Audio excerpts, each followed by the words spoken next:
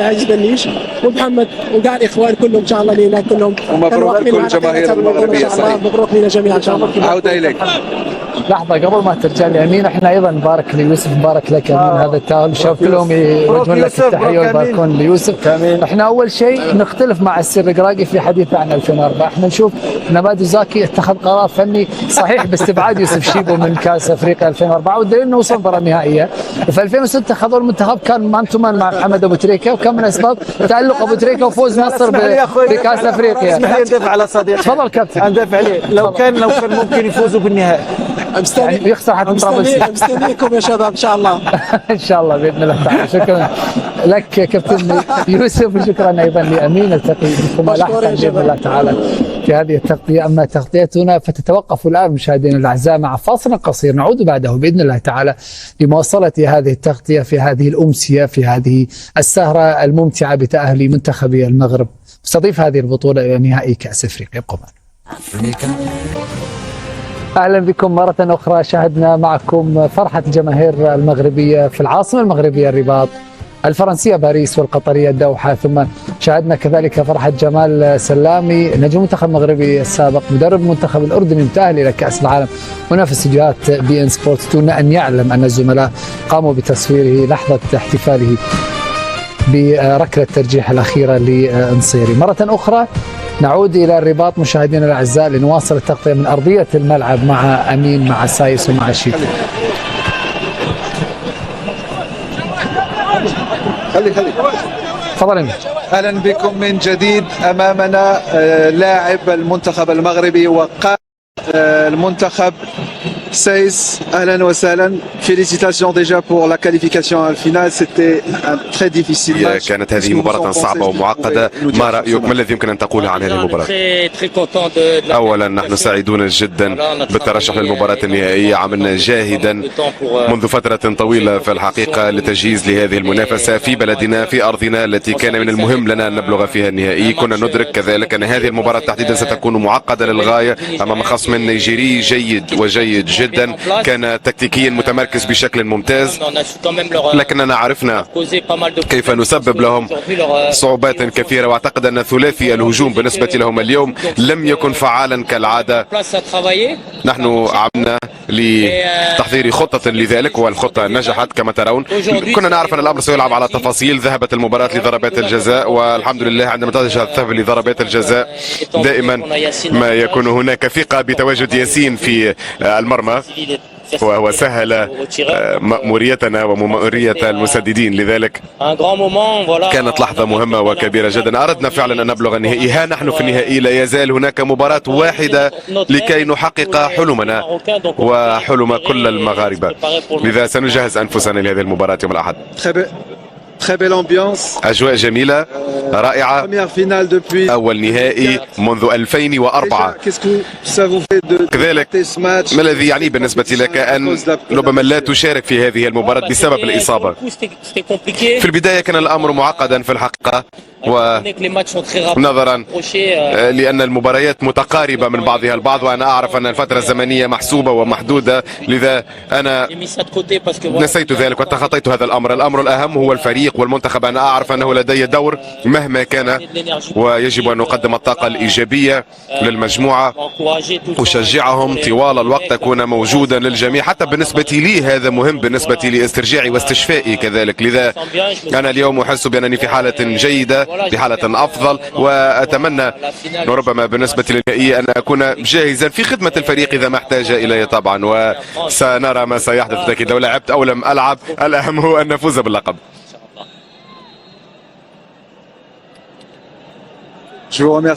أشكرك جزيل الشكر. شكرا لك وحظا سعيدا. شكرا لك. كان هذا رومان سايس كابتن المنتخب المغربي الذي أصيب في المباراة الأولى ولم يتسنى له المشاركة إلى حد الآن رغم حديث عن جاهزيته، وربما نراه في مباراة النهائية. كابتن يوسف، عندما تستمع إلى حوار المدرب إلى رومان سايس تشعر أن هناك لحمة في هذه المجموعة، وهذا يترجم على أرضية الميدان تضحيات من اللاعبين. أكيد يعني أقل شيء لازم يجازوا بهذه المجموعة من اللاعبين، وعلى هذا المسار منذ تقريبا أكثر من 5 سنوات 4 سنوات، كأس العالم، رابع كأس العالم، صحيح كانت عندها فرصه في كاس افريقيا لكن في كوت ديفوار.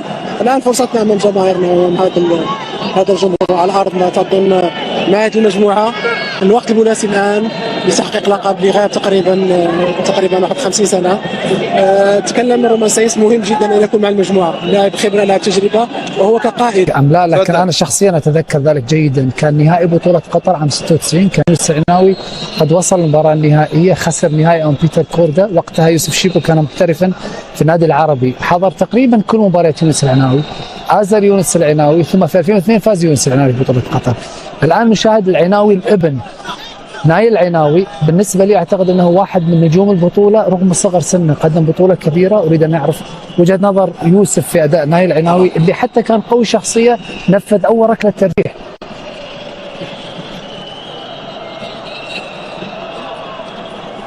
طبعا محمد اتفق معك تماما.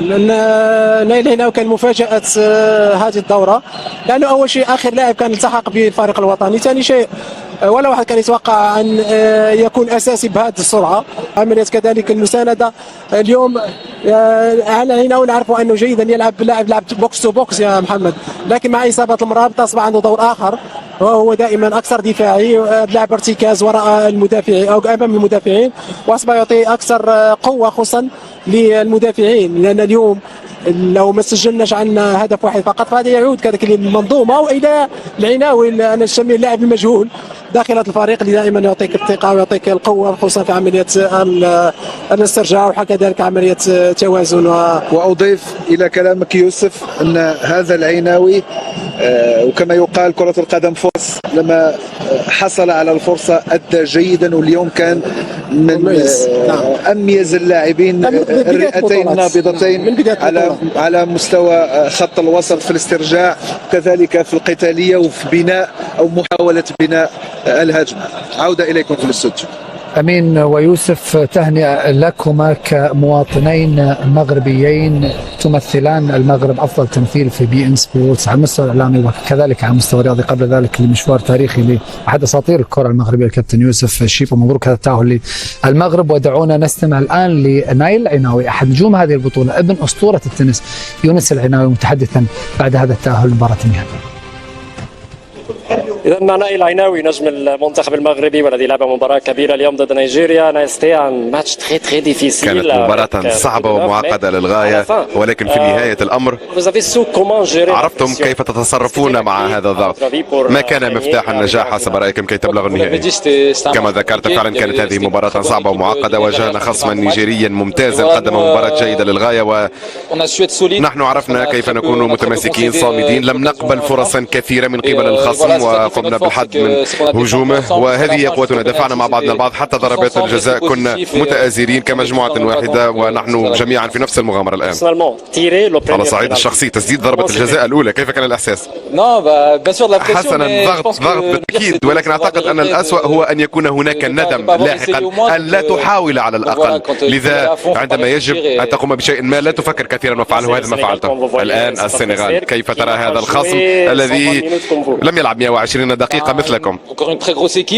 خصم كبير مرة أخرى. لم نتابع مباراتهم لسوء الحظ لأننا كنا نجهز مباراتنا، لكن فريق كبير، بلد كبير في كرة القدم. لذا دعونا نتمتع بهذه الليلة أولا، وسنركز على المباراة القادمة يوم الأحد. شكرا لعمر واحد نجوم هذه البطولة نايل العناوي الذي خص بي إن سبورتس بهذه التصريحات. عزيز محمد، ذكر منذ بداية البطولة بأن المنتخب المغرب هو المرشح الأول للفوز بهذه البطولة، ثم كرر في أكثر من استوديو بأنه من أهم عوامل الفوز بهذه البطولة امتلاك حارس متميز، وهو من فاز مرتين مع منتخب مصر بوجود الحضري الذي فاز هو الآخر ب3 ألقاب، مع وجود فريق أكيد قوي لكن حارس مرمى تاريخي. لا بطولات بدون حارس مرمى، وهذا يعود الكلام أكيد إلى بونو ما قدمه في هذه البطولة حتى الآن. هذه أول مرة كابتن المغرب تقدم 4 مباريات متتالية في كأس أفريقيا بكلين شيت. كلين شيت صحيح. وثانيا عندما تكلم محمد على أن رشح المنتخب المغربي من البداية مقارنة مع المنتخبات الأخرى وفورمة المنتخبات الأخرى في الإقصائيات وقبل، لكن عندما بدأت البطولة شفنا بأن المنتخبات الأخرى بدأت تتطور. صحيح. شفنا المنتخب المصري مغاير، شفنا المنتخب النيجيري مغاير. نيجيريا والمغرب ولا منتخب تأخر في النتيجة ولا مرة في البطولة. نعم. يعني ولا مرة جرب تأخر. شعور استقبال نعم. هدف، حتى نعم. في هذه المرة لم يستقبل هدف. نعم، لم يستقبل أي أهداف. هذا يدل على أن هناك صحيح توفيق من وليد الركراكي. من بعد مباراة مالي كان هناك تغيير جذري. أنا قلت بأن المدرب الرائع هو المدرب الذي يعرف كيف يستغل الانتقادات الإيجابية ويحولها إلى انتصار، إلى فوز، إلى مكسب، وهذا مهم جدا. برافو لوليد لأنك صححت ونجحت في التصحيح ووصلت بالفريق إلى بر الأمان. تحدث كابتن عزيز عن حارس مرمى المنتخب المغربي بونو إلى تصريحات هذا الحارس الكبير الأسطوري، أكيد واحد من أفضل الحراس في تاريخ الكرة المغربية والإفريقية والعالمية كذلك، متحدثا بعد هذه المنتخب. إذا مع بطل هذه المعركة ياسين بونو، متخصص ركلات الجزاء دائما. ياسين ما شاء الله تبارك الله، يعني فوز مستحق بذكريات المونديال ضد إسبانيا مرة أخرى صنعت الفارق. كيف عشت ركلات الترجيح؟ صراحة كان شوية ديال الضغط، ولكن الحمد لله فاللاعبين كانوا في مستوى كبير وداروا مهمة ديالهم. لا تشعر بالضغط حين يهتف الجمهور في الملعب بونو بونو بونو؟ هذه الثقة الكبيرة في قدرتك على التعامل مع ركلات الترجيح. والجمهور تيساندك، فخصك تكون في المستوى باش ترجع ليه ذاك الحب اللي تيعطيك. كتبقى كرة القدم، فكرة القدم بعض المرات كترضيك، بعض المرات لا، وهادشي كاين. الآن على بعد 90 دقيقة من الكأس، كيف تشعر؟ والكأس صارت أقرب من أي وقت مضى؟ وهذا كان واحد الهدف بالنسبة لنا احنا المنتخب الوطني باش نوصلوا لنهار 18.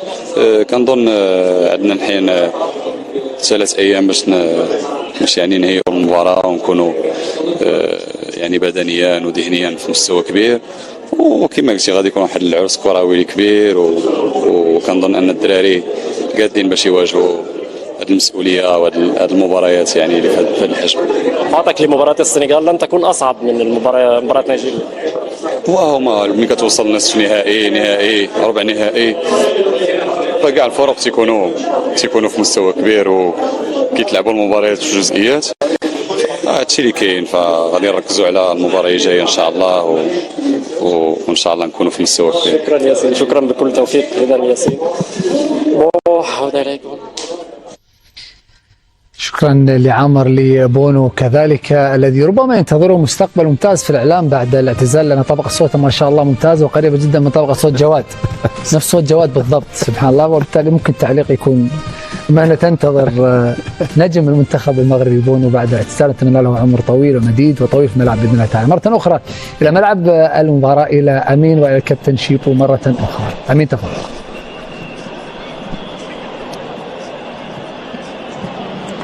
شكرا لك محمد. بالفعل بونو لديه طبقة صوت تشبه جواد وله هدوء كذلك أمام الكاميرا مثلك محمد.